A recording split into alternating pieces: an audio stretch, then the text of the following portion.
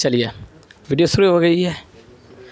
चलिए तो आप लोग हमारे साथ एक शुरू है। चलिए आज आप लोगों के लिए एक न्यू क्लास है। ये आपके क्लास 10th की हिंदी का एक चैप्टर है, राम नाम बिनु बिरथे जग जन्म और जो नर दुख में दुख नहीं माने। ये आपकी दूसरा खंड है, काव्य खंड है। उनकी एक पहली चैप्टर है जो गुरु नानक के द्वारा लिखा गया है। राम नाम बिनु बिरथे जग जन्म जो नर दुख में दुख नहीं माने।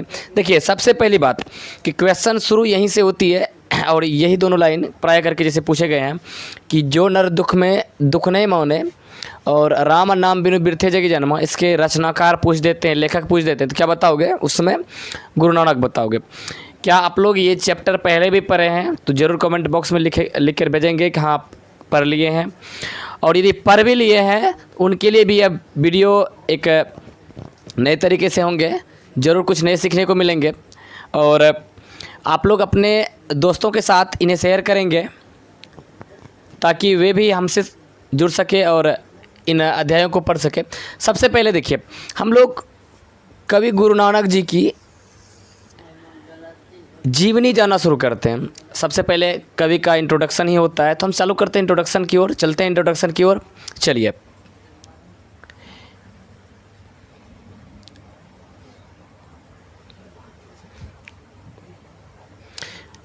चलिए ये है कवि गुरु नानक जी। चलिए गुरु नानक जी की जन्म की बात की जाए। गुरु नानक जी का जन्म ये 1469 ईस्वी में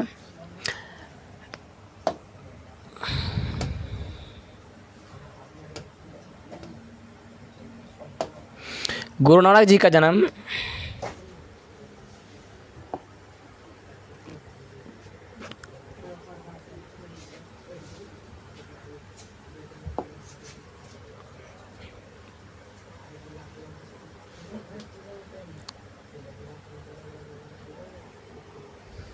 चलिए गुरु नानक जी का जन्म 1469 ईस्वी में तलवंडी ग्राम जिला लाहौर में हुआ था।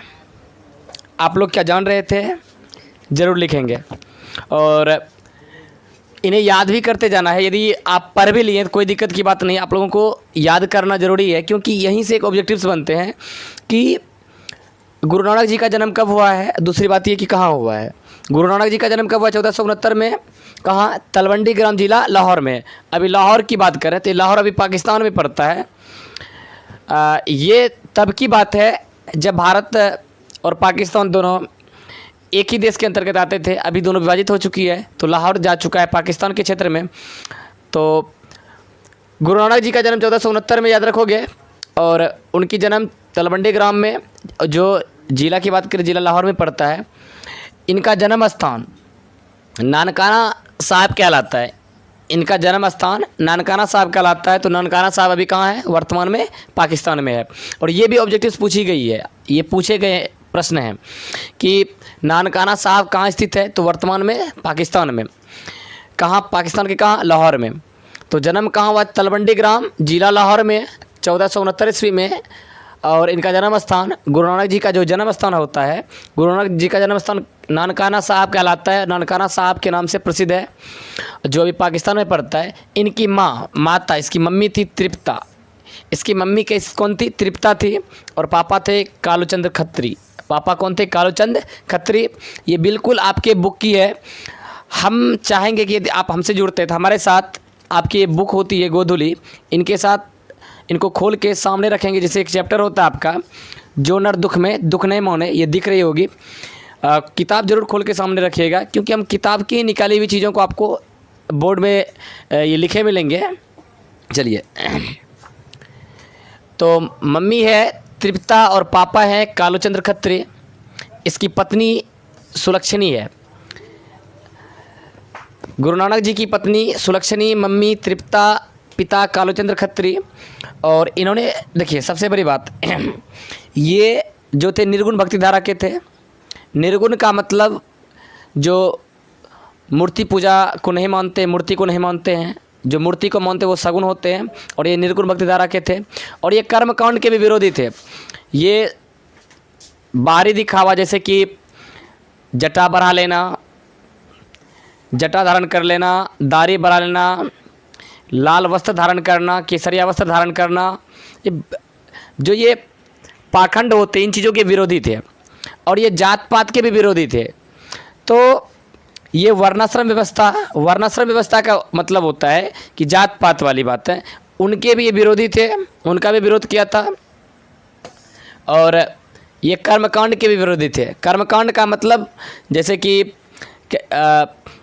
फिर बताया कि जटा बढ़ा लेना, शिखा बढ़ा लेना, वस्त्र धारण करना, जनेऊ धारण करना, फिर तीर्थ यात्रा करना, इन सबों के विरोधी थे। ये निर्गुण भक्ति धारा के कवि थे, इन सबों के क्या थे? विरोधी थे। वे कर्मकांड का विरोध करते थे, वे वर्णाश्रम व्यवस्था का विरोध करते थे, वे जात पात का विरोध करते थे। एक बार फिर से, गुरु नानक जी का जन्म 1469 ईस्वी में तलवंडी ग्राम जिला लाहौर में, और इसका जन्म स्थान जो है, इनकी जन्म स्थान नानकाना साहब कहलाता है, जो अभी कहाँ पड़ता है? पाकिस्तान में। इसकी मम्मी तृप्ता होती है और पापा कालूचंद्र खत्री होते हैं। इनकी पत्नी जो थी वो सुलक्षणी थी, और ये विरोधी थे वर्णाश्रम व्यवस्था के, जात पात के और कर्मकांड के। चलिए नेक्स्ट चलते हैं हम लोग। इन्होंने प्रचार किया है निर्गुण ब्रह्म की भक्ति का।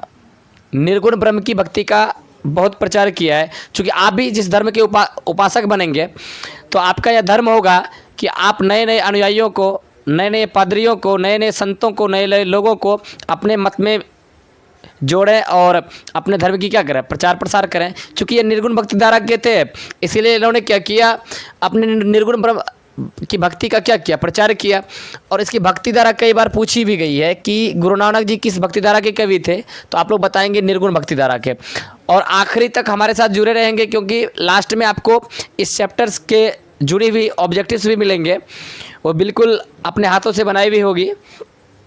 इन्होंने यात्रा किया था मक्का मदीना का, उन्होंने यात्रा किया था मक्का मदीना का, और बहुत सारे व्यापक तौर पे ये घूमे फिरे, यात्रा किए, अपने धर्म की प्रचार प्रसार किया, नए नए संतों को, नए नए लोगों को अपने मत में जोड़ने का प्रयास किया। लेकिन याद रखो कि ये किस भक्ति धारा के थे कवि? निर्गुण भक्ति धारा का, और निर्गुण भक्ति की प्रचार भी किया इन्होंने। चलिए, इनकी भेंट हुई है मुग़ल सम्राट बाबर से। और एक चीज़ जानना चाहिए, कब? जब इन्होंने मक्का मदीना की यात्रा किया। जैसे कि ऐसे तो ये गुरु नानक जी सिख धर्म से थे, इनकी धर्म सिख थी, जैसे हमारा धर्म हिंदू है वैसे इनका धर्म सिख था। और हम हिंदू धर्मों का जैसे मानते हैं कि काशी की यात्रा करना तो शुभ माना जाता है, हम लोगों का ये होता है कि काशी की यात्रा करें, जिसको तीर्थ यात्रा बोलते हैं। तो ये लोग का होता है कि मक्का मदीना की यात्रा करें, तो ये लोग मक्का मदीना का यात्रा करना पसंद करते हैं। सिख के जो भी अनुयायी होते हैं, सिख धर्म के जो भी लोग होते हैं, तो वो लोग मक्का मदीना की यात्रा करता है। तो ये मक्का मदीना का जब यात्रा किया था, तो मक्का मदीना सिख का क्या होता है? पवित्र स्थल होता है। तो ये सिख धर्म का प्रवर्तन किया जब इनकी भेंट मुग़ल सम्राट बाबर से हुई। तो देखिए, ये मुग़ल ये वंश को बता रहा है कि मुग़ल वंश के राजा कौन थे? बाबर थे। उनसे भेंट हुई कब? जब मक्का मदीना की यात्रा कर रहा था और जब वापस आया तब। और उनके भेंट होने के बाद इन्होंने एक नए धर्म की शुरुआत किया, एक नए धर्म को क्या कहा जाए, जन्म दिया, एक नया धर्म बनाया, एक नए धर्म का निर्माण किया, वो है सिख धर्म। तो आप लोगों को भी एक सोच होनी चाहिए कि यदि हम किसी धर्म की शुरुआत करते हैं, नए धर्म हम बनाना शुरू करते हैं, तो इसका पहला जो गुरु होगा वो हम ही होंगे। तो ये सिख धर्म का प्रवर्तन कौन कर रहे हैं? गुरु नानक जी। तो गुरु नानक जी ही कौन होंगे? सिख धर्म के पहले गुरु। तो सिख धर्म के प्रथम गुरु या सिखों के प्रथम गुरु किसे कहा जाता है? गुरु नानक को। गुरु नानक जी किस भक्ति धारा के कवि थे? निर्गुण भक्ति धारा का। किस भक्ति धारा का प्रचार प्रसार किया है? तो निर्गुण ब्रह्म की भक्ति का। किसकी यात्रा किया है? तो मक्का मदीना का। इनकी भेंट किनसे हुई है? तो मुग़ल सम्राट बाबर से। तो मुग़ल क्या है? वह वंश को बता रहा है। सम्राट मतलब राजा होता है, और बाबर से। तो बाबर किस वंश के राजा थे? तो मुग़ल वंश के, मुग़ल सम्राट था। तो बाबर से जब भेंट हुई, मक्का मदीना की यात्रा करने के बाद जब वह वापस लौट रहे थे, तो उनकी भेंट बाबर से हुई। और इनके भेंट के बाद ही उन्होंने एक नए धर्म का निर्माण किया, वो है सिख धर्म। देखिए, वास्तव में धर्म क्या होता है? धर्म जीने की राह बताता है, जीवन क्या है यह बताता है। और ये निर्गुण भक्ति धारा के कवि हैं, निर्गुण भक्ति धारा को मानते हैं। झूठे कर्मकांड, झूठे पहनावा ओढ़ावा सब के विरोधी थे, वर्णाश्रम व्यवस्था के विरोधी थे, कर्मकांड के विरोधी थे। इनकी जो काव्य भाषा, इन्होंने जो भी कविता लिखी है, जो कविता की जो भाषा है वो है इसकी पंजाबी है, हिंदी है, ब्रज भाषा और खड़ी बोली है। इनके काव्य की भाषा बताओगे क्या क्या है? पंजाबी है, हिंदी है, ब्रज भाषा और खड़ी बोली है। दिल्ली की भाषा चलती है वहाँ की, उसकी वो खड़ी बोली। तो वैसे ही ये लोग मतलब गुरु नानक जी खड़ी बोली भी जानते थे, पंजाबी जानते थे, हिंदी, ब्रज भाषा, इन सारे भाषाओं में मिली जुली इनकी कविताएं देखने को मिलेंगे। पंजाबी मिलेंगे, जैसे आप लोग ये जो कविताएं पढ़ेंगे, जो नर दुख में दुख नहीं माने, ये पंजाबी हिंदी मिश्रित ब्रज भाषा है। तो इन्होंने जो रचना किया ये कविता, जो नर दुख में दुख नहीं माने, राम नाम बिनु बिरथे जग जन्म, ये किस में है? तो दोहे में, याद रखोगे। पहली बात, ये रचना किस में है? दोहे में। और बता दें कि कबीर ने भी जितने काव्य लिखे हैं तो उन्होंने भी दोहे में ही लिखा है। तो इसका मतलब इन्होंने अपने काव्य शैली में बिल्कुल उसकी ही शैली को अपनाया जो कबीर ने अपने रचनाओं में अपनाया। तो कबीर के रचनाओं की शैली को ही गुरु नानक ने अनुसरण किया है और वही शैलियाँ अपने काव्य में अपनाए गए हैं इनके द्वारा। तो ये उपासक थे किसके? निर्गुण निराकार ईश्वर के। इसका सीधा मतलब था ईश्वर का कोई आकार नहीं होता है, निराकार, निराकार ईश्वर के ये उपासक थे। वो भी कैसा? निर्गुण, निर्गुण निराकार ईश्वर के ये उपासक थे। क्लियर? तो एक बार रिपीट किया जाए, को किस धर्म का प्रचार प्रसार किया? तो निर्गुण ब्रह्म की भक्ति का, निर्गुण भक्ति धारा के वो ये कवि थे। उन्होंने यात्रा किया था मक्का मदीना को, उसकी भेंट हुई थी बाबर से, और ये मुगल सम्राट थे। चलिए, और उनके भेंट के बाद इन्होंने सिख धर्म का क्या किया? प्रवर्तन किया, सिख धर्म का निर्माण किया और सिख धर्म के प्रथम गुरु भी रहे। चलिए, और इनकी काव्य की भाषा क्या है? हिंदी, पंजाबी, ब्रजभाषा, खड़ी बोली, ये सारे हैं। इन्होंने जो रचना किया किसमें है? दोहे में है। ये उपासक किसके थे? निर्गुण भक्तिधारा के और निर्गुण निराकार ईश्वर के। इसका मानना है कि ईश्वर का कोई आकार नहीं होता है। चलिए, और हम लोग जो होते हैं, जो सगुण भक्तिधारा के लोग होते हैं, वो लोग मानता है कि भगवान का आकार होता है, भगवान का रूप होता है, इसीलिए हम लोग मूर्ति को मानते हैं, फोटो को मानते, फिर उसकी पूजा करते हैं, अगरबत्ती वगैरह वगैरह दिखाते हैं। निर्गुण भक्तिधारा में ये सारे नहीं होते, वो इस कर्मकांड को ही क्या करते हैं? फिजूल मानते हैं, इस सब का वह विरोध करता है। चलिए आगे देखिए, इन्होंने जो अपनी कविता को लिखा है दोहे में, तो इनके दोहों में जीवन का अनुभव है। इन्होंने अपने जो जीवन में अनुभव किया है, देखिए आप लोग भी जब धीरे धीरे, अभी तो आप क्लास 10th में हैं, जब धीरे धीरे आप लोगों की भी उम्र ढलेगी और जीवन का उद्देश्य समझ आएगा, तो अपने अनुभवों को लोगों को सामने अवश्य व्यक्त करोगे, जैसे गुरु नानक जी कर रहे हैं। तो इन्होंने अपने जीवन के अनुभवों को उसी प्रकार गूंथा है जैसे कि कबीर ने अपने रचनाओं में है। देखिए बिल्कुल सारी बातें कबीर वाली शैलियाँ अपना रहा है। कबीर ने दोहे में कविता लिखा है, तो गुरु नानक जी भी दोहे में लिख रहा है। हाँ, लेकिन एक अंतर है कि गुरु नानक जी ने उनकी उल्टी बांसी शैली को, उलट बांसी शैली को नहीं अपनाया है। कबीर जी ने उलट बांसी शैली को में लिखा है, इन्होंने उसकी उलट बांसी शैली को नहीं अपनाया। यही अंतर है कबीर और गुरु नानक के काव्य में। इनकी काव्य की भाषा क्या बताए? पंजाबी है, हिंदी है, ब्रज भाषा है, खड़ी बोली है। इन्होंने भी काव्य में लिखा है, सॉरी ये दोहे में लिखा है, इन्होंने भी दोहे में लिखा है। केवल अंतर यह है कबीर और गुरु नानक में कि कबीर ने एक उलट बांसी शैली को अपनाया है, गुरु नानक जी ने इसको नहीं अपनाया है। देखिए इनके जितने भी उपदेश देखेंगे आप, गुरु नानक जी के जितने भी उपदेश देखेंगे, जो भी काव्य देखेंगे, उसमें वह जो भी लोगों तक पहुंचाना चाहता है, उनमें सबसे पहले आएगी आपकी गुरु की महत्ता। वे गुरु के महत्व को ही बताया है और संसार की जो क्षण भंगुरता है उसको सबों के सामने व्यक्त किया है कि ये चीज़ क्या है? फिजूल है, संसार में ये सब फिजूल है। जैसे कि ये कर्मकांड को क्या मानते? फिजूल मानते। ये लोग का कहना है, ये गुरु नानक जी का कहना है कि ये चंदन लगा लेना, शिखा बढ़ा लेना, ये वस्त्र धारण करना, जनेऊ धारण करना, तीर्थ यात्रा करना, ये सारे ये क्या माने हैं? फिजूल माने हैं, बेकार माने हैं। तो वे संसार की क्षण भंगुरता को भी बताता है। तो चलिए एक बार फिर से गुरु नानक जी के उपदेश में आप लोग क्या देखने को मिलेगा? गुरु की महत्ता देखने को मिलेगी, संसार की क्षण भंगुरता को देखने को मिलेंगे, ब्रह्म की सर्वशक्तिमत्ता, यानी ब्रह्म को ही वह सर्वशक्तिमान माना है, और उसके बाद नाम जप की महिमा, ईश्वर की सर्वव्यापकता, ये सारी बातें बताई गई है। और याद रखोगे कि ये सिख धर्म के तो अनुयायी जरूर थे, सिख धर्म के प्रवर्तक जरूर थे, लेकिन ये हिंदू मुसलमान सबों को समान दृष्टि से महत्व दिए हैं, एक दृष्टि से एक समान देखे हैं। कोई मतभेद नहीं, कोई विरोधी नहीं रहे, सबका समर्थक रहे, सबों को समान दृष्टि से देखा है। केवल ये याद ये रखनी है कि ये निर्गुण भक्ति धारा के कवि थे, ये निराकार ईश्वर को मानते थे। और इसके काव्य में, इनके उपदेश में गुरु की महत्ता आती है, संसार की क्षणभंगुरता आती है, ब्रह्म की सर्वशक्तिमत्ता आती है, नाम जप की महिमा आती है और ईश्वर की सर्व व्यापकता, ये सारी बातें आपको देखने को मिलेंगे। चलिए आगे बातें करते हैं हम कि इनकी जो रचनाएं हैं, एक बार रिपीट किया जाए, रचनाएं किन किन भाषाओं में। तो आप लोग जानते हैं इनकी रचनाएं किस किस भाषा में है। इनकी रचना है पंजाबी में, हिंदी में, ब्रज भाषा में, खड़ी बोली में। तो इनकी रचनाएं है जपू जी। देखिए सबसे बड़ी बात, कुछ याद रखिए ना रखिए, रचनाएं जरूर याद रखिएगा, इनमें पूछेंगे। देखिए इनका जन्म मरण कहाँ हुआ ये तो पूछे ही गए हैं, रचनाएं भी पूछे गए हैं। जपू जी इसी की रचनाएं है, इसी का काव्य है। आशा दीवार इसी का है। रही रात सो हिला, ये सारे रचनाएं, चारों रचनाएं पूछी ही जा चुकी है, इसीलिए आप लोगों को फोकस करनी इस पर। और किताब है तो उसमें अंडरलाइन करते रहेंगे। यदि आप हमारे साथ जुड़ते तो कॉपी के साथ जुड़िए और इन्हें नोट करते चलिएगा। चलिए इनके जो काव्य ग्रंथ है वो गुरु ग्रंथ साहिब के नाम से प्रसिद्ध है। तो गुरु, एक चीज़ देखिए आप लोगों को जानना चाहिए कि जो नानकाना साहब है, देखिए प्राय करके कन्फ्यूज रहता है। नानकाना साहब जो है, नानकाना साहब इसका जन्म स्थान है। जैसे नानकाना साहब की बात कर रहे हैं, याद रखोगे ये उसका जन्म स्थान है, और गुरु ग्रंथ साहिब उसका काव्य ग्रंथ है, उनकी काव्य संग्रह है। गुरु नानक जी का काव्य संग्रह क्या है? गुरु ग्रंथ साहिब है। चलिए इनकी जो मृत्यु हुई है, इनकी मृत्यु 1539 ईस्वी में हुई थी। गुरु नानक जी की मृत्यु 1539 ईस्वी में ये हुआ था। वो मरे कब? 1539 में। और क्या कहते हुए मरे थे? वाह गुरु कहते हुए मरे थे। अच्छा आप लोगों से एक प्रश्न है, क्या आप लोगों को पता है कि गांधी जी क्या कहते हुए मरे थे? हे राम। ठीक उसी प्रकार गुरु नानक जी क्या कहते हुए मरे थे? वाह गुरु। तो गुरु नानक जी की मृत्यु 1539 में वाह गुरु कहते हुए मरे थे। अच्छा जन्म कब हुआ था? जोर से बताएंगे। जन्म 1469 में तलवंडी ग्राम, जिला लाहौर में। इसका जन्म स्थान नानकाना साहब कहलाता है।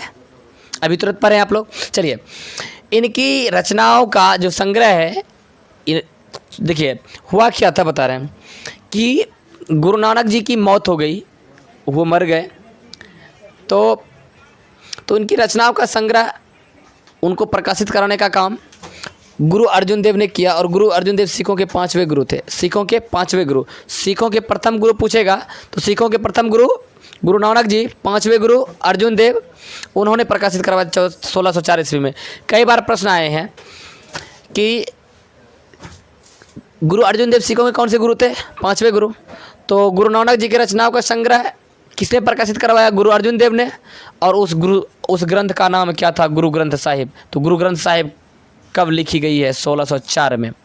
किसने प्रकाशित करवाया? गुरु अर्जुन देव ने। गुरु अर्जुन देव ने प्रकाशित करवाया उनकी रचनाएं। और किस नाम से प्रकाशित है? गुरु ग्रंथ साहिब के नाम से प्रसिद्ध है। चलिए क्या कहते हुए मरे थे? वाह गुरु कहते हुए मरे थे। चलिए गुरु नानक के जो ये काव्य पढ़ेंगे, इसमें 2 पद हैं। पहला पद तो यह है, राम नाम बिनु बिरथे जगी जन्म। इसमें भी बहुत सारे पंक्तियां, जिनमें हम केवल एक पंक्ति, ऊपर की पंक्ति लिए, हेडिंग लिए हैं। तो राम नाम बिनु बिरथे जगी जन्म, इन शब्दों से ही पता चलता है वह नाम जप पर क्या डालता है, नाम कीर्तन पर बल देता है, राम नाम के जप पर बल देता है। तो देखिए राम नाम बिनु बिरथे जगी जन्म जो है, इसमें राम नाम कीर्तन पर वह बल देता है। और जो नर दुख में दुख नहीं माने, इसमें ये बताए जो नर दुख में दुख नहीं माने, मतलब जो पुरुष दुख में दुख नहीं मानता है, इसका मतलब वो सदा कहता है कि सुख दुख में वो क्या रहे, एक समान रहे, उदासीन रहे। उदासीन रहते हुए अपने मानसिक दुर्गुणों को क्या करे, हटाए दे, और उनसे ऊपर उठकर अंतःकरण की जो निर्मलता है उसको क्या करे, वो हासिल करे। इस पर ज़्यादा जोर देता है कौन? गुरु नानक जी के दूसरे पद में यही बताई गई है। पहले पद पर राम नाम के कीर्तन पर बल देता है, और दूसरे में ये कहा गया है कि सुख दुख में सदा एक समान रहना है और मानसिक दुर्गुणों से ऊपर उठकर हमें क्या करनी है, निर्मलता हासिल करना है। ये इन चीज़ों पर जोर देता है। और ये जो कविता पढ़ेंगे ये आपके पंजाबी मिश्रित ब्रज भाषा में, पंजाबी मिश्रित ब्रज भाषा में, ये हिंदी में नहीं है। और ये कविताएँ तो इसे कल कराएंगे, आज इसकी इंट्रोडक्शन थी। चलिए एक बार आप लोगों से कहा जाए, चलिए बताएंगे गुरु नानक जी का जन्म बताओगे? 1469 में हुआ था। बोलिए हाँ या ना। कहाँ हुई थी बाबू? कहाँ हुआ था? तलवंडी ग्राम, जिला लाहौर। तलवंडी ग्राम जिला लाहौर। जन्म स्थान किस नाम से प्रसिद्ध है, जोर से बताओगे? नानकाना साहब, नानकाना साहब। इसी जगह कन्फ्यूज वाली बात आती है कि नानकाना साहब उसका क्या जन्म स्थान है और गुरु ग्रंथ साहिब क्या है, उसकी काव्य ग्रंथ है। चलिए, एक और कन्फ्यूज वाली बातें होती है, सुनिए।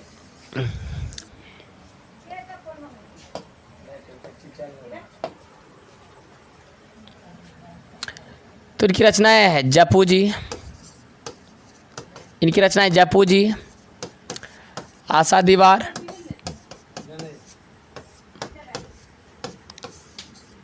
रही रास और सोहिला, इनकी क्या है, ये रचनाएं हैं। चलिए, ये मरे कब थे बताओगे सब? ये कब मरे थे? गुरु नानक जी की मृत्यु 1539 में। क्या कहते हुए मरे थे, जल्दी बताओ? क्या कहते हुए अपने प्राण को त्याग दिए थे? वाह गुरु कहते हुए, वाह गुरु कहते हुए इन्होंने अपना प्राण त्याग दिया था। चलिए, इसके बाद की बात है कि गुरु नानक जी जो हैं, इनकी जो पत्नी थी वो सुलक्षणी थी। गुरु नानक जी की पत्नी सुलक्षणी थी। गुरु नानक जी की पत्नी कौन थी? सुलक्षणी थी। मम्मी कौन थी? मम्मी का नाम तृप्ता था। तृप्ता इसकी क्या थी? मात। और कालूचंद्र खत्रिय इसके क्या कौन थे? इसके पिता थे। कालूचंद्र खत्रिय इसके क्या थे? पिता थे। याद है ना? हाँ, एक चीज़ आप लोगों को बता देना चाहते हैं कि इनके जो पिता थे, गुरु नानक जी के जो पिता थे, वो इन्हें व्यवसाय में लीन करना चाहते थे कि मेरे जो बेटे हैं, यानी कि कालूचंद्र खत्री चाहते थे कि गुरु नानक जी को उसे अपने व्यवसाय में क्या कर दें, लीन कर दें। लेकिन यह अधिकाधिक धर्म की ओर, अपने नाम कीर्तन की ओर आकर्षित होने लगे और आखिरकार वो उसी में लीन हो गए, आखिर व्यवसाय में नहीं आ सके। चलिए, तो पापा का प्रयास विफल रहा। अब आगे चलते हैं। देखिए, अब आप लोगों से देखना चाहते कि आप लोग कितना हमारे साथ समझ चुके हैं और इनसे जुड़ी हुई जो आप अभी तक पढ़े हैं, इनसे जुड़ी हुई आपको ऑब्जेक्टिव लाते हैं और आप लोग सही सही ऑप्शन बताएंगे कि आपके अनुसार क्या आंसर है। फिर लास्ट में, अंतिम में हमें भी बताना है। चलिए, सबसे पहला है एक प्रश्न, एक आसान सा प्रश्न, बिल्कुल बच्चा भी बता देगा जो इस क्लास को किए होंगे, कि राम नाम बिनु बिरथे जगी जनमा, इसके रचनाकार कौन है? बताइए, तीसरे बताइए, इसके रचनाकार कौन है? तो इसके रचनाकार आपके गुरु नानक जी हैं। राम नाम बिनु बिरथे जगी जनमा के रचनाकार या लेखक कौन है? गुरु नानक जी हैं। चलिए, नेक्स्ट बात की जाती है, फटाफट करोगे। गुरु नानक जी का जन्म बताया अभी तुरंत। गुरु नानक जी का जन्म कहाँ हुआ है? तलवंडी ग्राम जिला लाहौर में। तलवंडी ग्राम जिला लाहौर में। चलिए, आप लोग अपना भी आंसर शेयर करते रहेंगे। नेक्स्ट है, गुरु नानक जी का जन्म कब हुआ है? तो 1469 में। गुरु नानक जी का जन्म 1469 में। वही मृत्यु पूछता तो क्या बताते हैं? 1539 में। 1539 में उसकी क्या हुई है? मृत्यु हुई है। और वही 1604 में कहें तो गुरु ग्रंथ साहिब क्या हुआ है? प्रकाशित की गई है। कब? 1604 में। किसने प्रकाशित करवाया है? गुरु अर्जुन देव ने। गुरु अर्जुन देव सिखों के कौन से गुरु थे? 5वें गुरु। प्रायः करके सिखों के गुरु के संबंध में 3 क्वेश्चन आते हैं। सिखों के यदि प्रथम गुरु पूछे जाए, तो बताएंगे गुरु नानक। सिख धर्म के प्रवर्तक पूछा जाए, सिख धर्म के प्रथम गुरु कहिए या इसे प्रवर्तक कहिए, सिख धर्म के प्रवर्तक कहिए, जिन्होंने प्रवर्तन किया है वो है गुरु नानक जी। और वहीं सिखों के 5वें गुरु पूछे, तो 5वें गुरु क्या बताओगे? गुरु अर्जुन देव। गुरु अर्जुन देव। क्लियर? चलिए, अब अगली बातें ये है कि सिखों के यदि 10वें गुरु पूछ दे, सिखों के कभी 10वें गुरु पूछ देंगे तो याद रखोगे सिखों के 10वें गुरु कौन है? गुरु गोविंद सिंह। गुरु गोविंद सिंह। और गुरु गोविंद सिंह का जन्मस्थान क्या कहलाता है? गुरु गोविंद सिंह का जन्मस्थान ही गुरुद्वारा कहलाता है, जो पटना में है। खैर, यहाँ तो ये चैप्टर, ये गुरु गोविंद सिंह से जुड़ी हुई बातें तो पढ़नी नहीं। यही 2 प्राय आपको देखने को मिलेंगे इस चैप्टर में। सिखों के प्रथम गुरु या 5वें गुरु सॉरी प्रथम गुरु या प्रवर्तक गुरु नानक कहोगे और सिखों के पांचवें गुरु अर्जुन देव को कहोगे। चलिए गुरु नानक जी का जन्म स्थान किस नाम से प्रसिद्ध है? देखिए पहले भी कन्फ्यूज वाली बात बताए थे कि ये जो गुरु ग्रंथ साहिब है ये इसकी क्या है? काव्य ग्रंथ है। ये इसकी क्या है? काव्य ग्रंथ है। और गुरु ग्रंथ साहिब को छोड़ कर यदि नानकाना साहब के हैं तो ये इसकी क्या है? जन्म स्थान है। ये इसका क्या है? जन्म स्थान है। तो चलिए जल्दी बताओगे जन्म स्थान क्या है नानकाना साहब? चलिए हो गई चौथे क्वेश्चन। क्या हुई है? चलिए वर्तमान में नानकाना साहब कहाँ है? जल्दी बताइए। अभी तुरंत बताए कि कहाँ है? पाकिस्तान में। पाकिस्तान में पूछेगा कहाँ? तो जिला लाहौर में। पाकिस्तान में पूछे तो जिला लाहौर में। क्या आप लोग लाहौर का नाम सुने हैं? याद है लाहौर? लाहौर जरूर याद होंगे क्योंकि जब लाल बहादुर शास्त्री जी प्रधानमंत्री बने थे, दूसरे प्रधानमंत्री, तो उन्होंने कश्मीरी मामले के संबंध में लाहौर को क्या कर लिया था? लाहौर पर अपना कब्जा कर लिया था। लेकिन अफसोस की बात यह कि समझौते के दौरान लाहौर को वापस करना पड़ गया, इसीलिए लाहौर वापस कर दी। इसीलिए लाहौर नाम से आप लोगों को परिचित होना ही चाहिए। तो लाहौर अभी कहाँ है? पाकिस्तान में है। चलिए आगे। गुरु नानक जी किस भक्ति धारा के कवि थे? तो निर्गुण सगुण कृष्ण राम। चलिए तो वो गुरु नानक जी निर्गुण भक्ति धारा के कवि थे। गुरु नानक जी किस भक्ति धारा के कवि थे? निर्गुण भक्ति धारा के कवि थे। चलिए नेक्स्ट है गुरु नानक की माँ कौन थी? तो बता दें कि सुलक्षणी कौन थी? सुलक्षणी कौन थी? उसकी पत्नी थी, गुरु नानक जी की पत्नी थी। तृप्ता कौन थी? माँ थी। अमृता कुछ कोई नहीं थे और ये तो होंगे नहीं, तो पूछ रहा है माँ, तो माँ वाला क्या मारोगे? तृप्ता। चलिए गुरु नानक जी की पत्नी अभी तुरंत बताई सुलक्षणी। गुरु नानक जी की पत्नी सुलक्षणी। गुरु नानक जी के पिता, गुरु नानक जी के पिता डैश डैश में लगाने का प्रयास किया। गुरु नानक जी के जो पिता है उसे किस में लगाने का प्रयास किया है? तो उसे व्यवसाय में लगाना चाह रहे थे, लेकिन वो व्यवसाय में लीन नहीं हुए। तो वो राम भक्ति में वो खुद से हुए हैं, कृष्ण भक्ति में तो उसकी रुचि, बैरागी में रुचि थी। लेकिन उसके पिता की बात की जा रही है, पिता के रिलेशन में क्वेश्चन पूछे जा रहे हैं। उनके पिता गुरु नानक जी के पिता उसे डैश डैश में लगाने का प्रयास किया, तो उसे व्यवसाय में लगाने का प्रयास किया, लेकिन विफल रहे। चलिए अगले प्रश्न की ओर चलते हैं। चलिए गुरु नानक जी ने किस धार्मिक उपासना पर बल दिया है? हिंदू, मुसलमान या दोनों या सिख? देखिए यहाँ ये नहीं सिख देख के आपके दिमाग में सिख आ जाएगी, सिख की बातें नहीं है। इन्होंने दोनों धर्म को बराबर महत्व दिया है, दोनों धर्मों को बराबर महत्व दिया है। हिंदू मुसलमान दोनों को बराबर महत्व दिया है, याद रखोगे। चलिए तो ये आ जाएगा आपका आंसर सी। चलिए अगले प्रश्न की ओर चलते हैं। गुरु नानक जी किसके विरोधी थे? तो देखिए बोले थे वर्णाश्रम व्यवस्था, मतलब जात पात का शुरू की क्लास में, यानी शुरू जो हुई इसी के साथ, तो वर्णाश्रम व्यवस्था की और कर्मकांड का, ये दोनों के विरोध, ए और बी दोनों। इसका मतलब क्वेश्चन नंबर आपका आंसर कौन सा होगा? सी सही होंगे। गुरु नानक जी किसके विरोधी थे? वर्णाश्रम व्यवस्था और कर्मकांड का। नाम कीर्तन का तो समर्थक ही था, तो विरोधी नहीं। चलिए अगले प्रश्न की ओर चलते हैं। चलिए गुरु नानक जी ने कहाँ की यात्रा किया? तो मक्का मदीना का यात्रा किया। चलिए अगले प्रश्न की ओर चलते हैं। गुरु नानक जी की भेंट किससे हुई? गुरु नानक जी की भेंट हुई है मुगल सम्राट बाबर से, और इसके भेंट के बाद उन्होंने सिख धर्म का प्रवर्तन किया था। तो गुरु नानक की भेंट किससे हुई है? मुगल सम्राट बाबर से। चलिए अगला प्रश्न है, गुरु नानक जी ने किस धर्म का प्रवर्तन किया है? तो वो है सिख धर्म, और सिख धर्म का प्रवर्तन भी किया और इसके प्रथम गुरु भी रहे। सिख धर्म का प्रवर्तन भी किया और इसके प्रथम गुरु भी रहे। कौन? गुरु नानक जी। चलिए आगे चलते हैं। सिखों के प्रथम गुरु, तो चलिए आंख मूंद के मारेंगे, गुरु नानक जी। आगे सिखों के पांचवें गुरु, गुरु अर्जुन देव। सिखों के प्रथम गुरु, गुरु अर्जुन देव। सिखों के 10वें गुरु गोविंद सिंह। सिखों के 5वें गुरु अर्जुन देव, नर हरिदास, तो ये तो हैं ही नहीं। चलिए, गुरु नानक ने कबीर के किस शैली को नहीं अपनाया है? तो उसके दोहा वाली शैली को तो अपनाया, लेकिन उसके उलट बांसी शैली को नहीं अपनाया। आपका आंसर सी।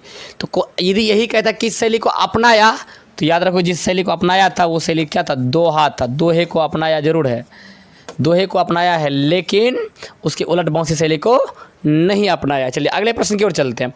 अगला प्रश्न होता है आपका, गुरु नानक के उपदेशों में कौन कौन सी बातें मिलती है?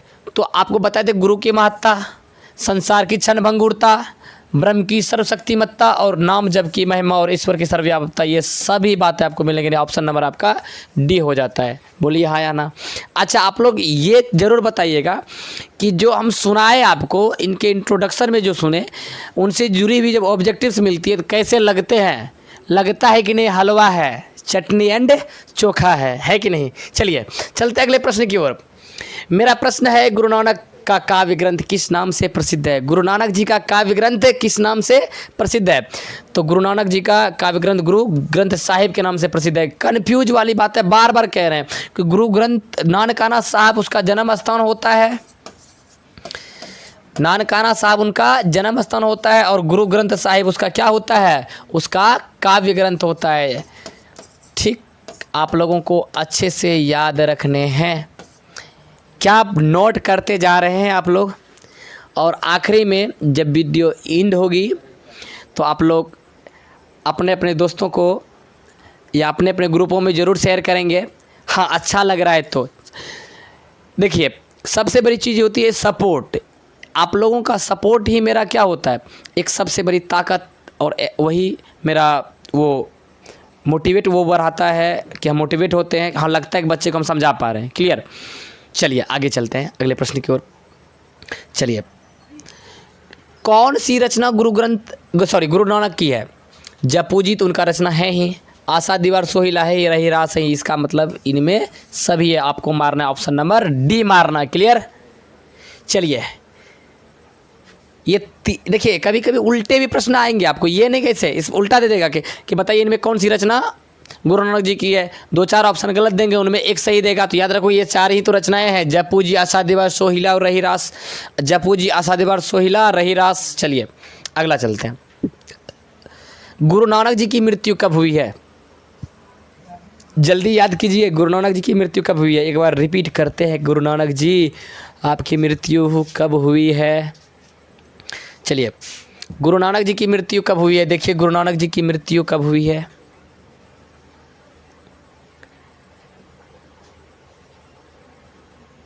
चलिए, गुरु नानक जी की मृत्यु 1539 ईस्वी में क्या कहते हुए मरे थे? वाह गुरु जी, वाह गुरु, वाह गुरु। चलिए, इस तरह आप लोगों को क्या रखने हैं, याद रखने हैं। चलिए, गुरु नानक जी की मृत्यु कब हुई है? 1539 में। तो ये 1539 में क्या हुई है? उसकी मृत्यु हुई है, और 1469 में उसका जन्म हुआ है, और 1604 ईस्वी में एक काव्य लिखा है, गुरु ग्रंथ साहिब, गुरु ग्रंथ साहिब। चलिए, कल की क्लास में और मज़े आएंगे। कल की क्लास आपके कविता वाले होंगे, मतलब इनके दोहे वाले होंगे। क्या मज़े से पढ़ेंगे। राम नाम बिनु बिरथे जगी जन्म। कल यही लय तो होगी, यही वाले तो क्लास होंगे। कल की क्लास में आप लोग जरूर जुड़ेंगे। क्लियर? चलिए आगे प्रश्न है, गुरु नानक जी ने क्या कहते हुए प्राण त्यागे थे? चलिए, प्रश्न पूछने का टिप्स बहुत तरीक़ा से हो सकते हैं। जैसे कि हम डैश डैश दिए, वहाँ पूछ सकता है क्या कहते हुए मरे, क्या कहते हुए प्राण त्याग दिए, है ना? तो क्या कहते हुए त्याग दिए थे? वाह गुरु, वाह गुरु। हे राम कहते हुए कौन मरे थे? आपसे मेरा प्रश्न है, जल्दी बताओगे कौन मरे थे हे राम कहते हुए? चलिए, आपका बापूजी या राष्ट्रपिता गांधी जी वो मरे थे हे राम कहते हुए, और आपके गुरु नानक जी मरे थे वाह गुरु कहते हुए, वाह गुरु। चलिए, गुरु नानक जी की रचनाओं को जब पढ़ेंगे तो जरूर आपकी भी झुकाव राम भक्ति की ओर आएगा, आप लोगों में भी वैराग्य की भावनाएं आएंगे। और सबसे बड़ी बात है कि निर्गुण भक्तिधारा के ये सपोर्टर थे, निर्गुण भक्तिधारा को मानते थे, निराकार ईश्वर को मानते थे। और चलिए, गुरु नानक के प्रथम पद में जो बात की गई है वो राम कीर्तन पर, ये तो पूजा पाठ और कर्म के तो इसके विरोधी ही थे, कृष्ण भक्ति की बात ही नहीं थी, प्रेम के तो ये विरोधी ही थे, तो राम कीर्तन पर, ठीक ना, याद रखोगे। चलिए, गुरु नानक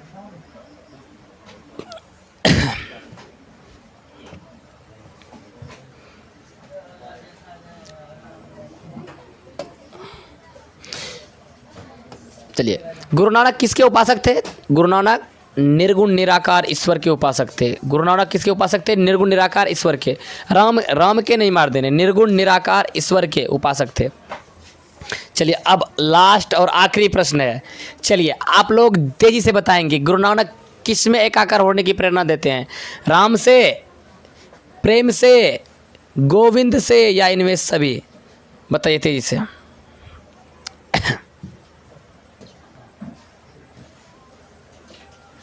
तेजी से बताएंगे तो वो गोविंद से, ऑप्शन नंबर बी। चलिए, कैसी रही क्लास आपकी? कैसे रहे क्लास आपका? जल्दी बताएं कि कैसी रही क्लास? क्या अच्छी रही क्लास? समझ आया? हाँ तो आप लोग अवश्य करके लाइक करेंगे, सब्सक्राइब करेंगे, and you have to also share the link of my channel। चलिए, शेयर भी करनी है। तो मिलते हैं कल की क्लास में पुनः। अब कल तो कविताएं होंगे, दोहे ही होंगे, उसकी एक्सप्लेनिंग होगी। आज थे कवि का इंट्रोडक्शन और उसके संबंध में ऑब्जेक्टिव्स। ठीक है।